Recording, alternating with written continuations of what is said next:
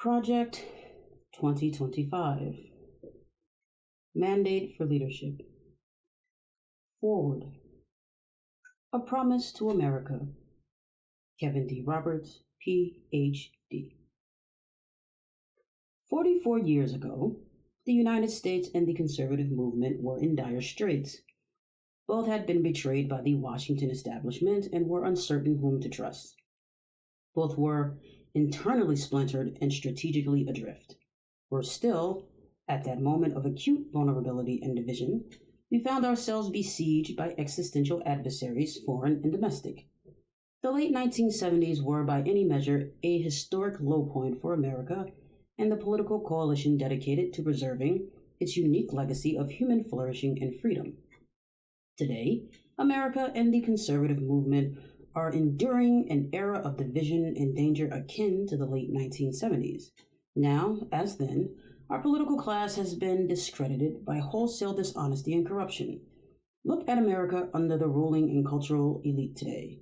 Inflation is ravaging family budgets, drug overdose deaths continue to escalate, and children suffer the toxic normalization of transgenderism with drag queens and pornography invading their school libraries. Overseas, a totalitarian communist dictatorship in Beijing is engaged in a strategic, cultural, and economic Cold War against America's interests, values, and people, all while globalist elites in Washington awaken only slowly to the growing threat. Moreover, low-income communities are drowning in addiction and government dependence. Contemporary elites have even repurposed the worst ingredients of 1970s radical chic to build the totalitarian cult known today as the Great Awakening. And now, as then, the Republican Party seems to have little understanding about what to do. Most alarming of all, the very moral foundations of our society are in peril. Yet students of history will note that, notwithstanding all those challenges, the late 1970s proved to be the moment when the political right unified itself and the country and led the United States to historic political, economic, and global victories. The Heritage Foundation is proud to have played a small but pivotal role in that story. It was in early 1979, amid stagflation, gas lines, and the Red Army's invasion of Afghanistan, the nadir of Jimmy Carter's days of malaise, that Heritage launched the Mandate for Leadership project. We brought together hundreds of conservative scholars and academics across the conservative movement. Together, this team created a 20-volume, 3,000-page governing handbook containing more than 2,000 conservative policies to reform the federal government and rescue the American people from Washington dysfunction. It was a promise from the conservative movement to the country, confident, specific, and clear. Mandate for Leadership was published in January 1981. The same month, Ronald Reagan was sworn into his presidency. By the end of that year, more than 60% of its recommendations had become policy, and Reagan was on his way to ending stagflation, reviving American confidence and prosperity, and winning the Cold War. The bad news today is that our political establishment and cultural elite have once again driven America toward decline. The good news is that we know the way out, even though the challenges today are not what they were in the 1970s. Conservatives should be confident that we can rescue our kids, reclaim our future, revive our economy, and defeat the American left at home and abroad. We did it before, and we will do it again. As Ronald Reagan put it, freedom is a fragile thing, and it's never more than one generation away from extinction. It is not ours by way of inheritance. It must be fought for and defended constantly by each generation. This is the duty history has put before us and the standard by which our generation of conservatives will be judged. And we should not want it any other way. The legacy of Mandate for Leadership, and indeed of the entire Reagan Revolution, is that if conservatives want to save the country, we need a bold and courageous plan. This book is the first step in that plan.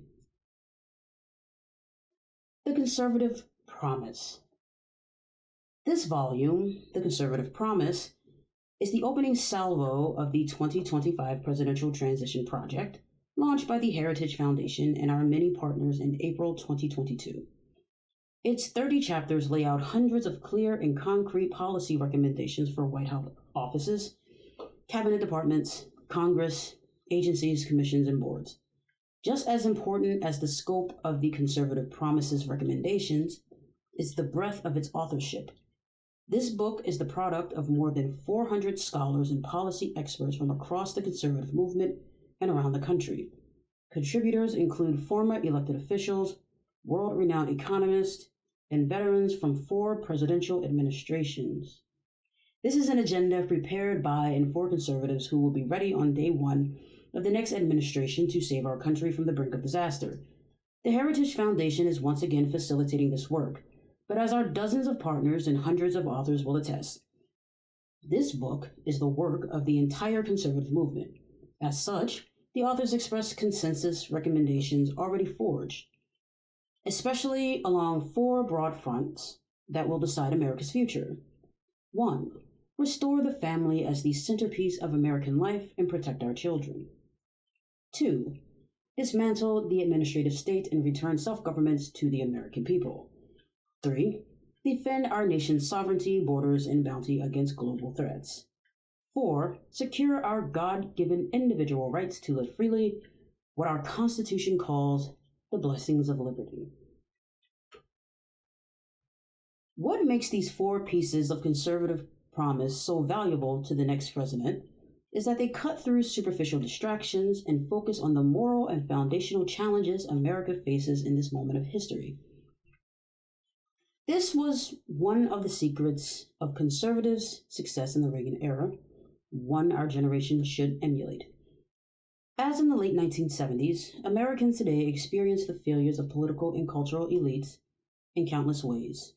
In the job market and in the grocery store checkout lines, on the streets and in our schools, in the media and within our institutions.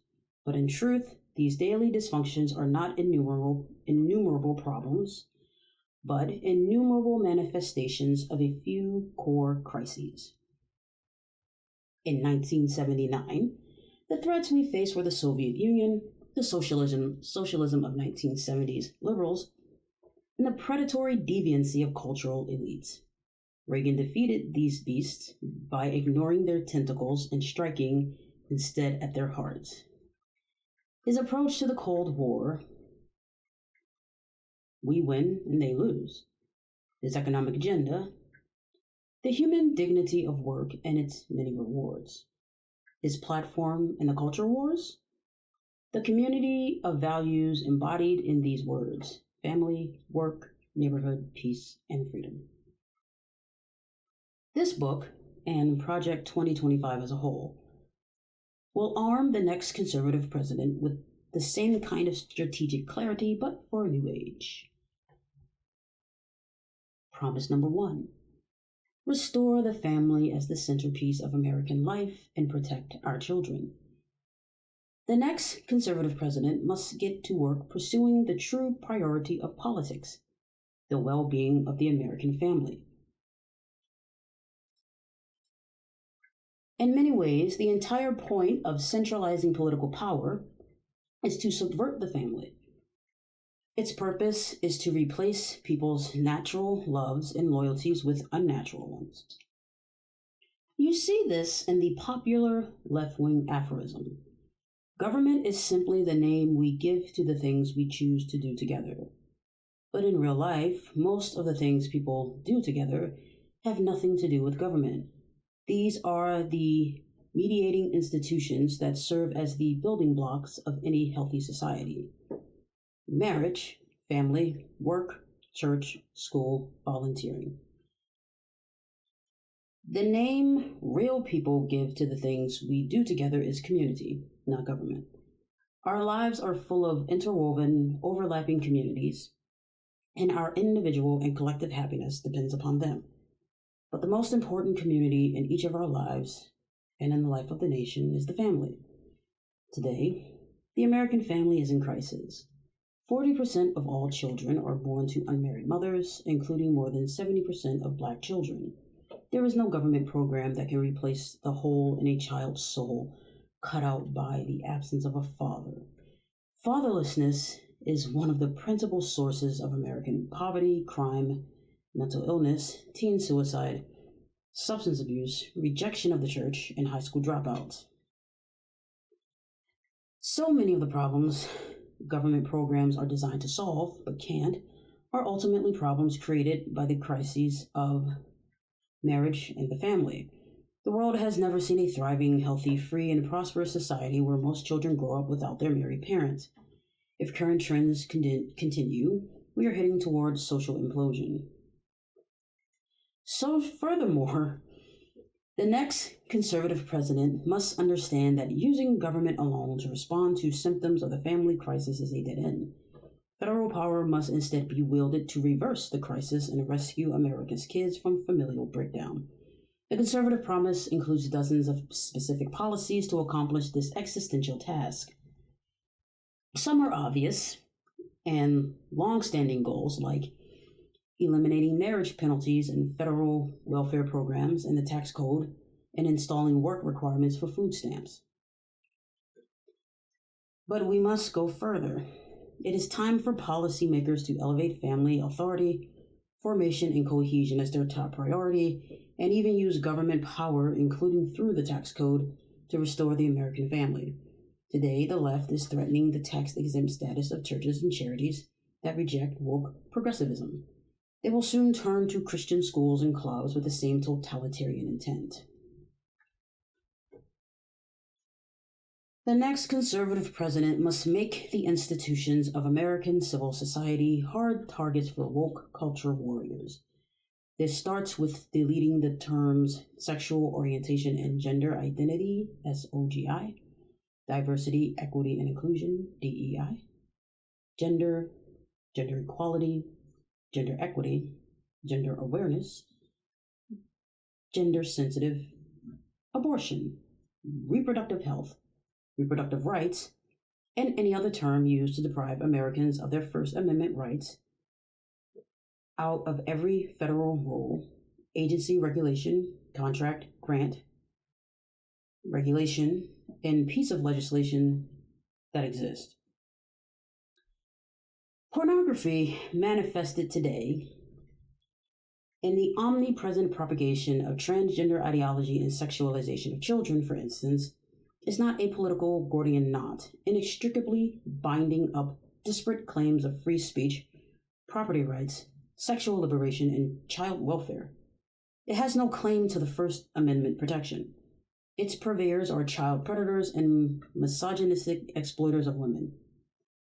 Their product is as addictive as any illicit drug and as psychologically destructive as any crime. Pornography should be outlawed. The people who produce and distribute it should be imprisoned. Educators and public librarians who purvey it should be classed as registered sex offenders. And telecommunications and technology firms that facilitate its spread should be shuttered. In our schools, the question of parental authority over their children's education is a simple one. Schools serve parents, not the other way around. That is, of course, the best argument for universal school choice, a goal all conservatives and conservative presidents must pursue. But even before we achieve that long-term goal, parents' rights as their children's primary educators should be non-negotiable in American schools. States, cities and counties, school boards, union bosses, principals, and teachers who disagree should be immediately cut off from federal funds. The noxious tenets of critical race theory and gender ideology should be excised from the curricula in every public school in the country. These theories poison our children, who are being taught on the one hand to affirm that the color of their skin fundamentally determines their identity and even their moral status, while on the other, they are taught to deny the very creatureliness that inheres in being human and consists in accepting the givenness of our natures as men or women. Allowing parents or physicians to reassign the sex of a minor is child abuse and must end. for public institutions to use taxpayer dollars to declare the superiority or inferiority of certain races, sexes, and religions is a violation of the Constitution and civil rights law and cannot be tolerated by any government anywhere in the country. But the pro-family promises expressed in this book, and central to the next conservative president's agenda, must go much further than the traditional narrow definition of family issues. Every threat to family stability must be confronted. This resolve should color each of our policies. Consider our approach to big tech. The worst of these companies prey on children like drug dealers to get them addicted to their mobile apps. Many Silicon Valley executives famously don't let their own kids have smartphones. They nevertheless make billions of dollars addicting other people's children to theirs. TikTok, Instagram, Facebook, Twitter, and other social media platforms are specifically designed to create the digital dependencies that fuel mental illness and anxiety, to fray children's bonds with their parents and siblings. Federal policy cannot allow this industrial-scale child abuse to continue. Finally, conservatives should gratefully celebrate the greatest pro-family win in a generation, overturning Roe v. Wade, a decision that for 5 decades made a mockery of our Constitution and facilitated the deaths of tens of millions of unborn children. But the Dobbs decision is just the beginning. Conservatives in the states and in Washington, including in the next conservative administration, should push as hard as possible to protect the unborn in every jurisdiction in America. In particular, the next conservative president should work with Congress to enact the more robust protections for the unborn that Congress will support while deploying existing federal powers to protect innocent life and vigorously complying with statutory bans on the federal funding of abortion. Conservatives should ardently pursue these pro-life and pro-family policies while recognizing that many women who find themselves in immensely difficult and often tragic situations and the heroism of every choice to become a mother. Alternative options to abortion, especially adoption, should receive federal and state support. In summary, the next president has a moral responsibility to lead the nation in restoring a culture of life in America again.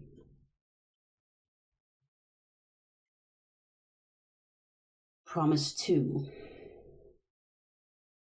Dismantle the administrative state and return self-governance to the American people. Of course, the surest way to put the federal government back to work for the American people is to reduce its size and scope back to something resembling the original constitutional intent. Conservatives desire a smaller government, not for its own sake, but for the sake of human flourishing. But the Washington establishment doesn't want a constitutionally limited government because it means they lose power and are held more accountable by the people who put them in power.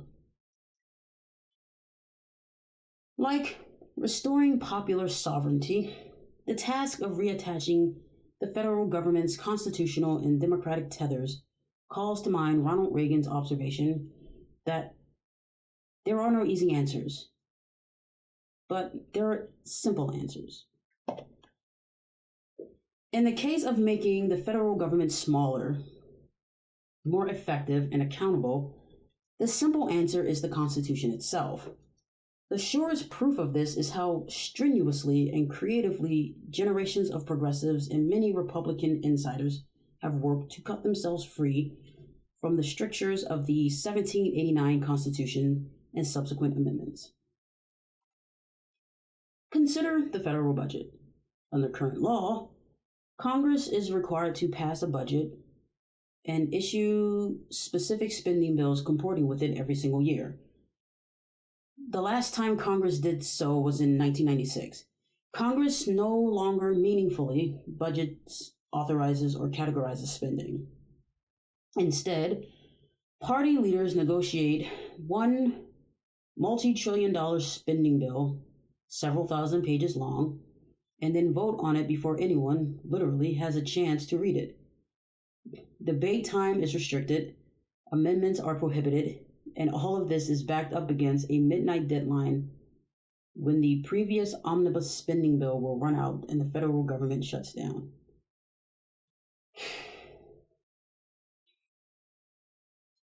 This process is not designed to empower 330 million American citizens and their elected representatives, but rather to empower the party elites secretly negotiating without any public scrutiny or oversight. In the end, congressional leaders' behavior and incentives here are no different from those of global elites, insulating policy decisions over climate, trade, public health, you name it, from the sovereignty of national electorates. Public scrutiny and democratic accountability make life harder for policymakers, so they skirt it. It's not dysfunction, it's corruption. And despite its gaudy price tag, the federal budget is not even close to the worst example of this corruption. That distinction belongs to the administrative state, the dismantling of which must a top priority for the next conservative president. The term administrative state refers to the policy-making work done by the bureaucracies of all the federal government's departments, agencies, and millions of employees. Under Article 1 of the Constitution, all legislative powers herein granted shall be vested in a Congress of the United States, which shall consist of a Senate and a House of Representatives. That is, federal law is enacted only by elected legislators in both houses of Congress. This exclusive authority was part of the framers' doctrine of separated powers. They not only split the federal government's legislative, executive, and judicial powers into different branches, they also gave each branch checks over the others. Under our Constitution, the legislative branch, Congress, is far and away the most powerful and correspondingly the most accountable to the people. In recent decades, members of the House and Senate discovered that if they give away that power to the Article 2 branch of government, they can also deny responsibility for its actions. So today in Washington, most policy is no longer set by Congress at all, but by the administrative state. Given the choice between being powerful but vulnerable or irrelevant but famous, most members of Congress have chosen the latter. Congress passes intentionally vague laws that delegate decision-making over a given issue to a federal agency. That agency's bureaucrats, not just unelected but seemingly unfireable, then leap at the chance to fill the vacuum created by Congress's preening cowardice. The federal government is growing larger and less constitutionally accountable, even to the president, every year. A combination of elected and unelected bureaucrats at the Environmental Protection Agency quietly strangles domestic energy production through difficult-to-understand rulemaking processes. Bureaucrats at the Department of Homeland Security, following the lead of a feckless administration, order border and immigration enforcement agencies to help immigrants criminally enter our country with impunity. Bureaucrats at the Department of Education inject racist, anti-American, ahistorical propaganda into America's classrooms. Bureaucrats at the Department of Justice force school districts to undermine girls' sports and parents' rights to satisfy transgender extremists. Woke bureaucrats at the Pentagon force troops to attend training seminars about white privilege. And bureaucrats at the State Department infuse U.S. foreign aid programs with woke extremism about intersectionality and abortion.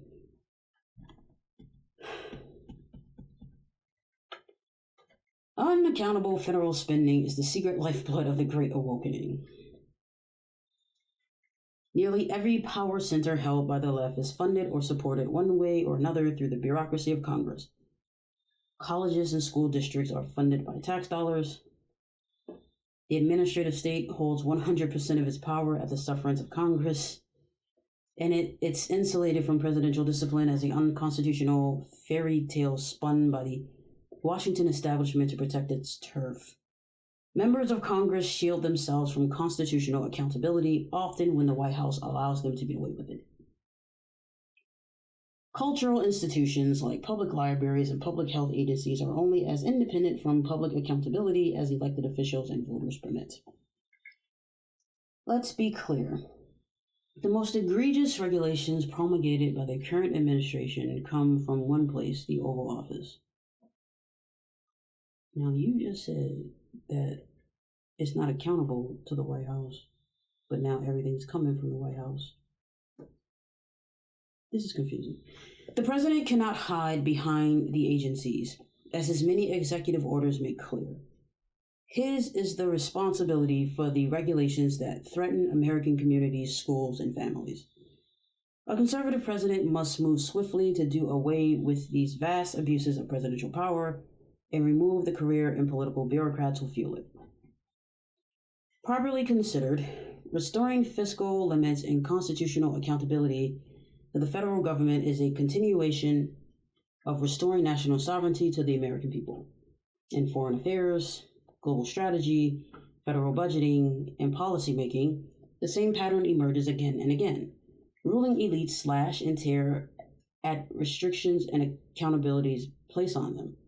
They centralize power up and away from the American people to supranational treaties and organizations, to left-wing experts, to how is experts in quotation mark to left-wing experts, to sight unseen all or nothing legislating, to the unelected career bureaucrats of the administrative state.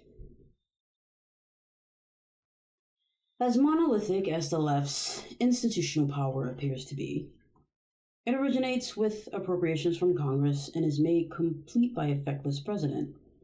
A conservative president must look to the legislative branch for decisive action. You literally just gave him all the power. The administrative state is not going anywhere until Congress acts to retrieve its own power from bureaucrats and the White House.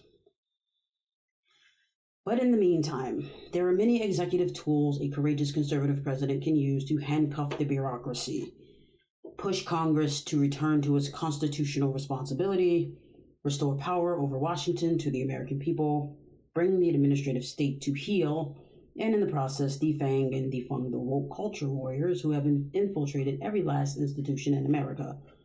The conservative promise lays out how to use many of these tools, including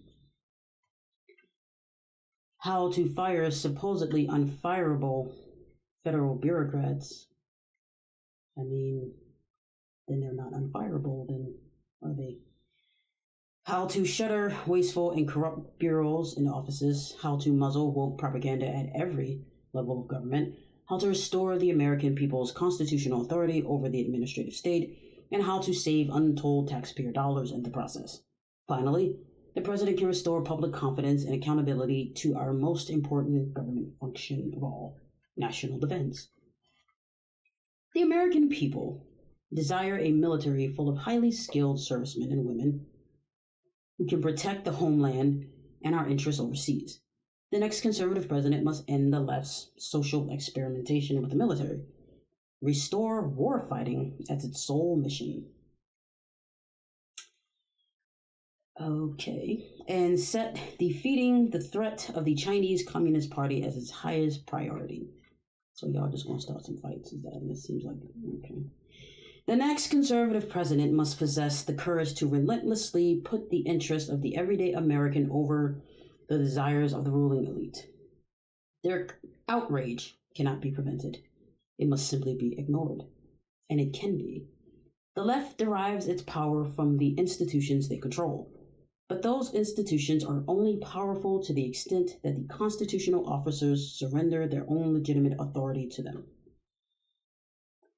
A president who refuses to do so and uses his or her office to reimpose constitutional authority over federal policymaking can begin to correct decades of corruption and remove thousands of bureaucrats from the positions of public trust they have so long abused.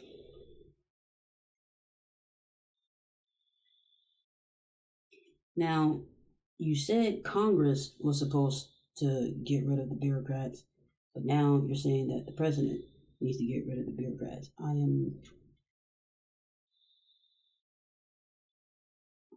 don't understand. Anyway. Promise number 3, defend our nation's sovereignty, borders, and bounty against global threats. The United States belongs to we the people. All government authority derives from the consent of the people, and our nation's success derives from the character of its people. The American people's right to rule ourselves is the obverse of our duty. We cannot outsource to others our obligation to ensure the conditions that allow our families, local communities, churches, and synagogues, and neighborhoods to thrive. The buck stops with each of us. So each of us must have the freedom to pursue the good for ourselves and those entrusted to our care. To most Americans, this is common sense. But in Washington, D.C., and other centers of leftist power like the media and the academy, this statement of basic civics is branded hate speech. Progressive elites speak in lofty terms of openness, progress, expertise, cooperation, and globalization. But too often, these terms are just rhetorical Trojan horses, concealing their true intention, stripping we the people of our constitutional authority over our country's future. America's corporate and political elites do not believe in the ideals to which our nation is dedicated: self-governance, the rule of law, and ordered liberty. They certainly do not trust the American people, and they disdain the Constitution's restrictions on their ambitions. Instead, they believe in a kind of 21st century Wilsonian order in which the enlightened, highly educated managerial elite runs things rather than the humble, patriotic working families who make up the majority of what the elites contemptuously call flyover country.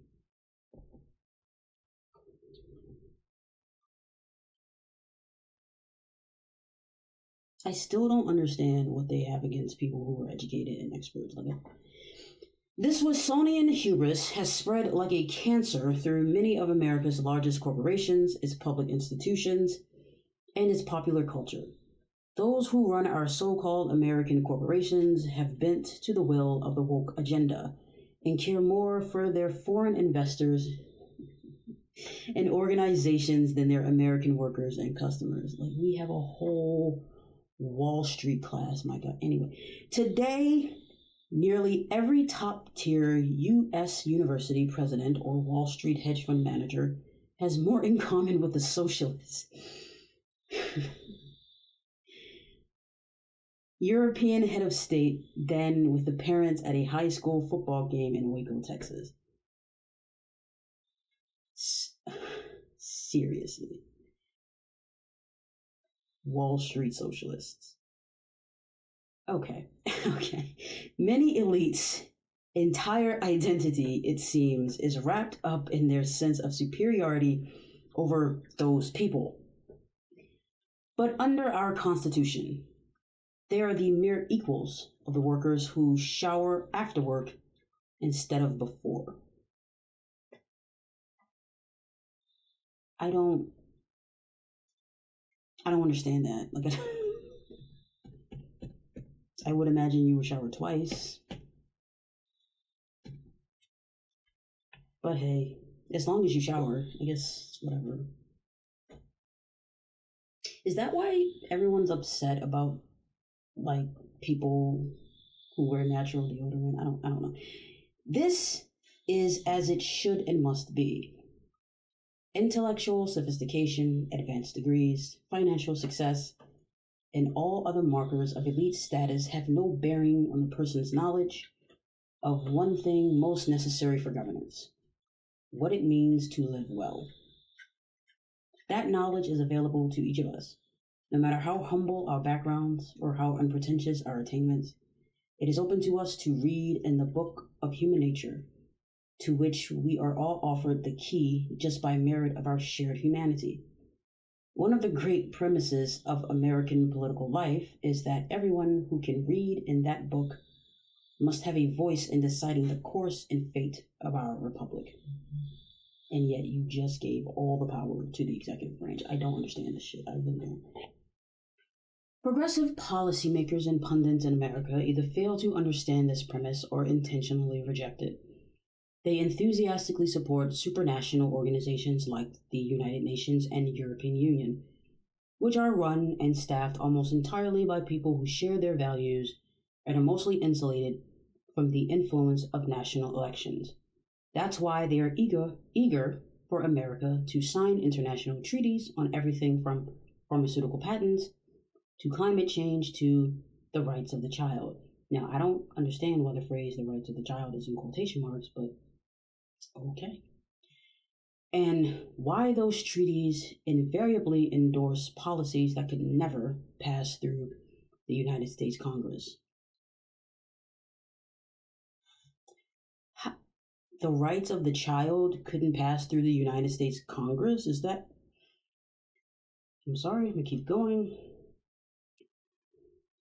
Like the progressive Woodrow Wilson a century ago, the woke left today seeks a world bound by global treaties they write, in which they exercise dictatorial powers over all nations without being subject to democratic accountability. That's why today's progressive left so cavalierly supports open borders despite the lawless humanitarian crisis their policy created along America's southern border. They seek to purge the very concept of the nation state from the American ethos, no matter how much crime increases, or resources drop for schools and hospitals, or wages decrease for the working class. Open borders activism is a classic example of what the German theologian Dietrich Bonhoeffer called cheap grace, publicly promoting one's own virtue without risking any personal inconvenience. Indeed, the only direct impact of open borders on pro open borders elites is that the constant flow of illegal immigration suppresses the wages of their housekeepers, landscapers, and busboys. Cheap grace aptly describes the left's love affair with environmental extremism. Those who suffer most from the policies environmentalism would have us enact are the aged, poor, and vulnerable. It is not a political cause, but a pseudo religion meant to baptize liberals' ruthless pursuit of absolute power in the holy water of environmental virtue. At its very heart, environmental extremism is decidedly anti human. Stewardship and conservation are supplanted by population control and economic regression. Environmental ideologues would ban the fuels that run almost all of the world's cars, planes, factories, farms, and electricity grids. I thought the idea was to replace them, but okay. Abandoning confidence in human resilience and creativity in responding to the challenges of the future would raise impediments to the most meaningful human activities. Now, you talked about creativity in responding to the challenges of the future. Some of that is like solar power and wind power. Those are creative responses to the challenges. Anyway, they would stand human affairs on their head regarding human activity itself as fundamentally a threat to be sacrificed to the God of nature. Who wrote this?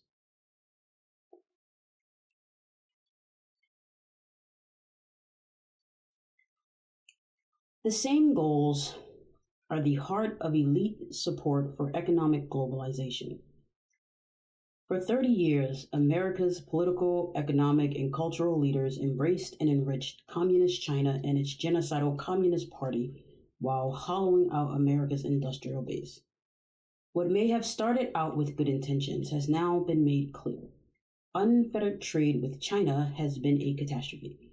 It has made a handful of American corporations enormously profitable while twisting their business incentives away from the American people's needs. For a generation, Politicians of both parties promised that engagement with Beijing would grow our economy while injecting American values into China. The opposite has happened.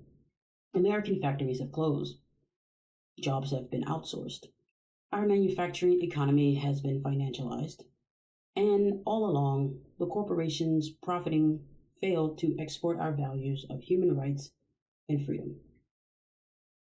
Rather, they imparted China's anti American values into their C suites. Imported China's anti American values into their C suites.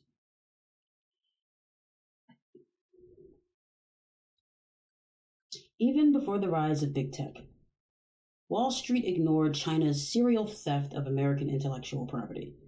It outright cheered the elimination of American manufacturing jobs.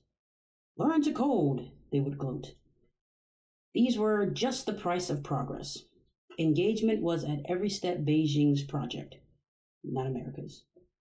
The Chinese Communist Party, CCP, dictated terms only to break them whenever it suited them. They stole our technology, spied on our people, and threatened our allies with trillions of dollars of wealth and military power financed by their access to our market. Then came the rise of big tech, which is now less a contributor to the U.S. economy than it is a tool of China's government. In exchange for cheap labor and regulatory special treatment from Beijing, America's largest technology firms funnel data about Americans to the CCP. They hand over sensitive intellectual property with military and intelligence applications to keep the money rolling in. They let Beijing censor Chinese users on their platforms. They let the CCP set their corporate policies about mobile apps. And they run interference for our rivals' political priorities in Washington. One side of big tech companies' business model is old-fashioned American competitiveness and world-changing technological innovation. But increasingly, that side of these businesses is overshadowed by their role as operatives in the lucrative employ of America's most dangerous international enemy. If you want to understand the danger posed by collaboration between big tech and the CCP, look no further than TikTok. The highly addictive video app used by 80 million Americans every month and overwhelmingly popular among teenage girls is in effect a tool of Chinese espionage. The ties between TikTok and the Chinese government are not loose, and they are not coincidental. The same can be observed of many U.S. colleges and universities. Through the CCP's Confucius Institutes, Beijing has been just as successful at compromising and co-opting our higher education system as they have at compromising and co-opting corporate America. A casual reader might take the last few pages as a surveying of broad array of challenges facing the American people and the next conservative president. Supranational policymaking, border security, globalization, engagement with China, manufacturing, big tech, and Beijing compromised colleges. But these really are not many issues, but two. One, that China is a totalitarian enemy of the United States, not a strategic partner or fair competitor. And two, that America's elites have betrayed the American people. The solution to all of the above problems is to not tinker with this or that government program, to replace this or that bureaucrat. These are problems not of technocratic efficiency, but of national sovereignty and constitutional governance. We solve them not by trimming and reshaping the leaves, but by ripping out the tree's root and branch. International organizations and agreements that erode our Constitution, rule of law, or popular sovereignty should not be reformed. They should be abandoned. Illegal immigration should be ended, not mitigated. The border sealed, not reprioritized. Economic engagement with China should be ended, not rethought. Our manufacturing and industrial base should be restored, not allowed to deteriorate further. Confucius Institutes, TikTok, and any other arm of Chinese propaganda and espionage should be outlawed, not merely monitored. Universities taking money from the CCP should lose their accreditation, charters, and eligibility for federal funds. The next conservative president should go beyond merely defending America's energy interests, but go on offense, asserting them around the world. America's vast reserves of oil and natural gas are not an environmental problem. They are the lifeblood of economic growth. American dominance of the global energy market would be a good thing for the world and, more importantly, for we the people. It's not just about jobs. Even though unleashing domestic energy production would create millions of them, it is not just about higher wages for workers who didn't go to college, though they would receive the raises they have missed out on for 2 generations.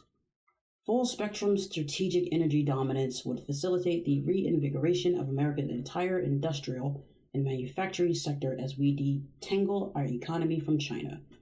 Globally, it would rebalance power away from dangerous regimes in Russia and the Middle East. It would build powerful alliances with fast-growing nations in Africa and provide us the leverage to counter Chinese ambitions in South America and the Pacific.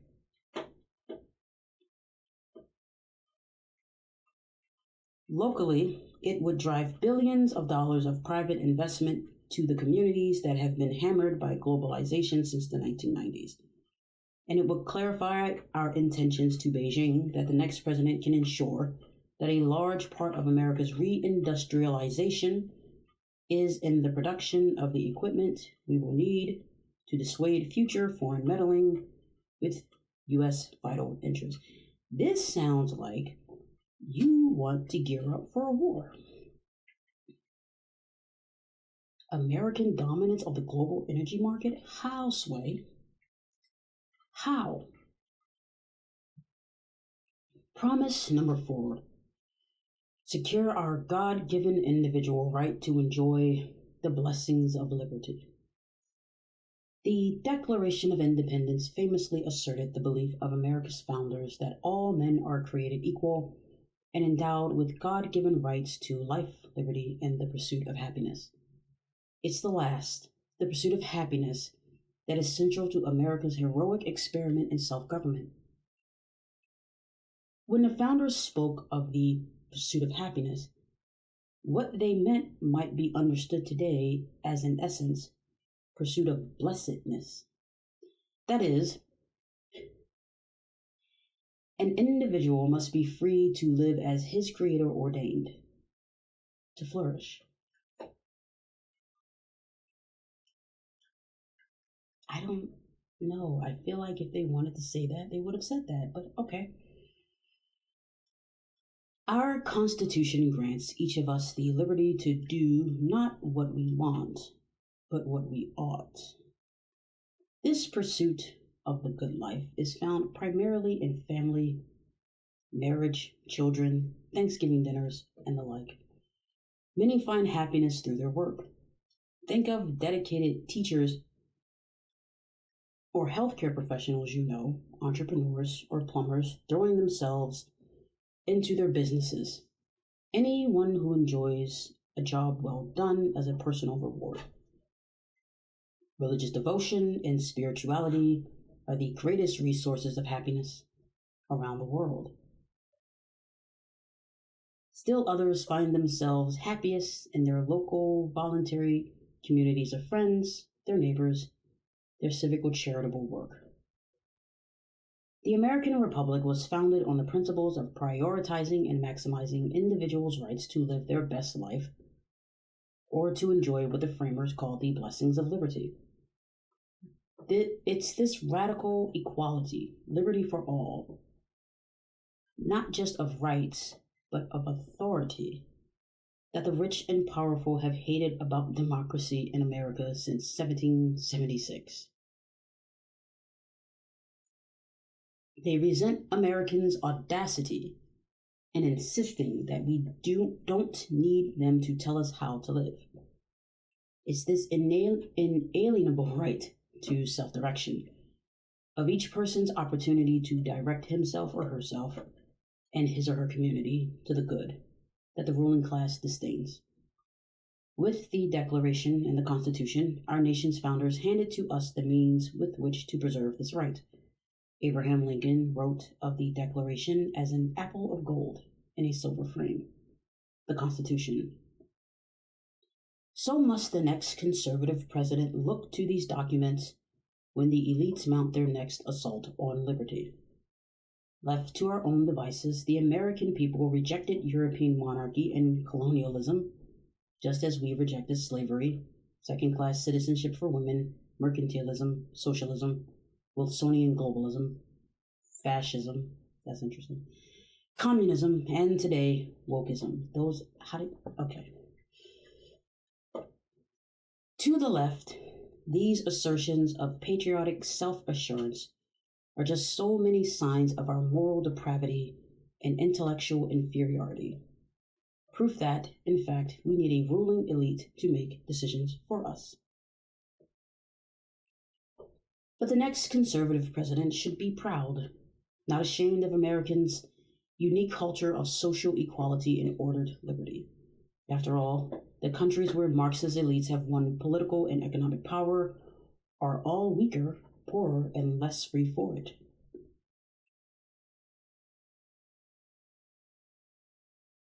The United States remains the most innovative and upwardly mobile society in the world. Government should stop trying to substitute its own preferences for those of the people. And the next conservative president should champion the dynamic genius of free enterprise against the grim miseries of elite directed socialism. The promise of socialism, communism, Marxism, progressivism, fascism, whatever name it chooses, is simple.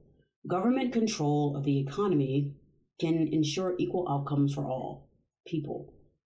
The problem is that it has never done so. There is no such thing as the government. There are just people who work for the government and wield its power and who, at almost every opportunity, wield it to serve themselves first and everyone else a distant second. This is not a failing of one nation or socialist party, but inherent in human nature. So why again did the Supreme Court give all that power to the executive branch, which is controlled by one person? But hey, let's not talk about that.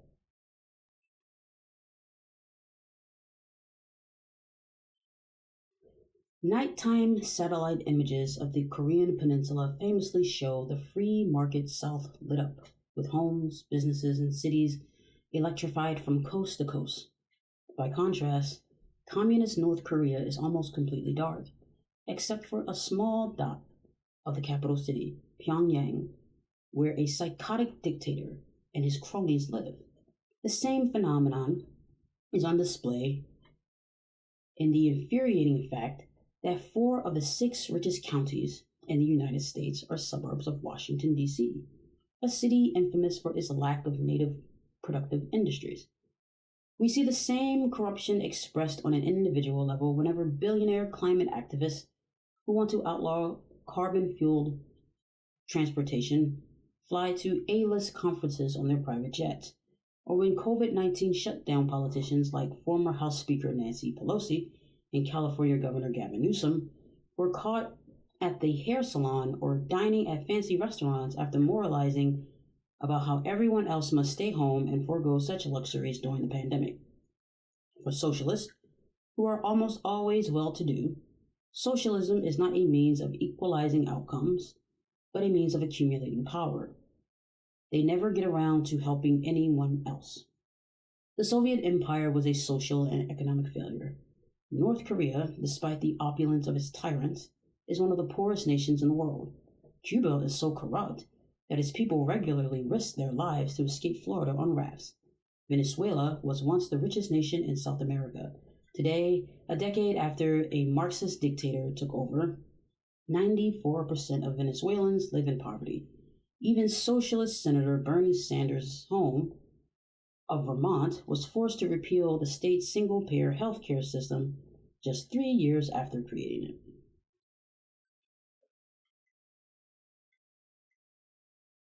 In every case, socialist elites promised that if only they could direct the economy, everything would be better. Very quickly, everything got worse. And socialist nation after socialist nation The only way the government could keep its disgruntled people in line was to surveil and terrorize them. By contrast, in countries with a high degree of economic freedom, elites are not in charge because everyone is in charge. People work, build, invest, save, create according to their own interest and in service to the common good of their fellow citizens. There is a reason why the private economy hews to the maxim, the customer is always right. While government bureaucracies are notoriously user unfriendly, just as there is a reason why private charities are cheerful and government welfare systems are not. It's not because grocery store clerks and PTA moms are good and federal bureaucrats are bad. It's because private enterprises, for profit or nonprofit, must cooperate to give to succeed.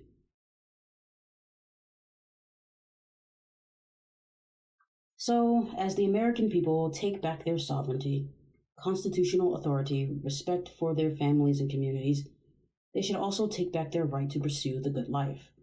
The next president should promote pro growth economic policies that spur new jobs and investments, higher wages, and productivity. Yes, that agenda should include overdue tax and regulatory reform, but it should go further and include antitrust enforcement against corporate monopolies. It should promote educational opportunities outside the woke dominated system of public schools and universities, including trade schools, apprenticeship programs, and student loan alternatives that fund students' dreams instead of Marxist academies.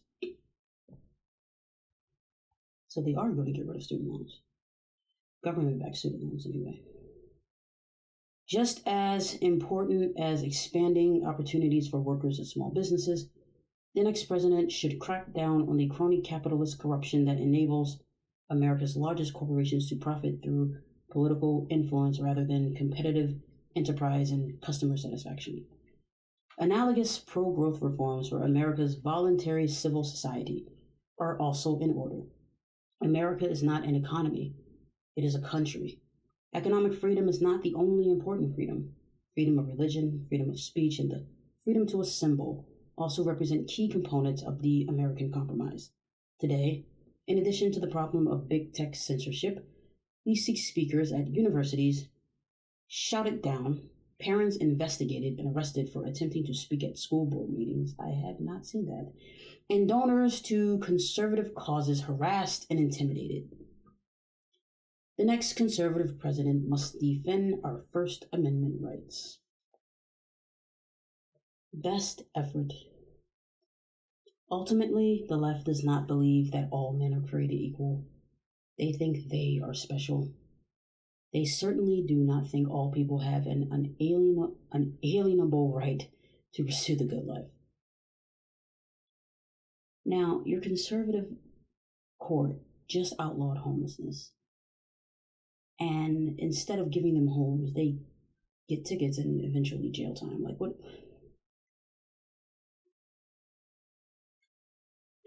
They think only they themselves have such a right, along with a moral responsibility, to make decisions for everyone else.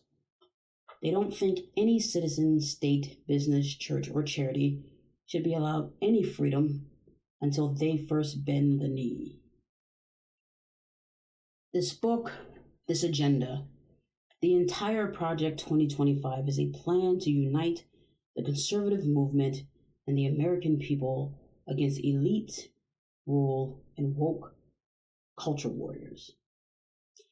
Our movement has not been united in recent years, and our country has paid the price.